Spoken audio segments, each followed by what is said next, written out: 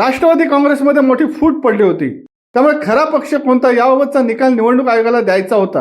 हा निकाल आज लागला असून अजित पवार गटच खरा राष्ट्रवादी काँग्रेस पक्ष असल्याचे निवडणूक आयोगाने स्पष्ट केले. निवडणूक आयोगाचा हा निर्णय शरद पवार गटासाठी मोठा धक्का मानला जातोय. दरम्यान निवडणूक आयोगाच्या पक्ष आणि चिन्ह अजित पवार गटाला देण्याच्या या निर्णयाने महाराष्ट्रातील जनता पुन्हा एकदा संतापली असून रडीच्या डावात अजित पवार गट विजयी झाला असल्याच्या प्रतिक्रिया जनतेतून येत आहेत. देश आणि संविधान धोक्यात असल्याचेही सामाजिक कार्यकर्ते बोलत आहेत. शिवसत्ता टाइम्स न्यूज ब्युरो, नवी दिल्ली. दे धडक बेधडक वृत्त देणाऱ्या आपल्या शिवसत्ता टाइम्स न्यूज चॅनलला लाल बटन दाबून सबस्क्राईब करा आणि बेल आयकॉनला क्लिक करायला विसरू नका.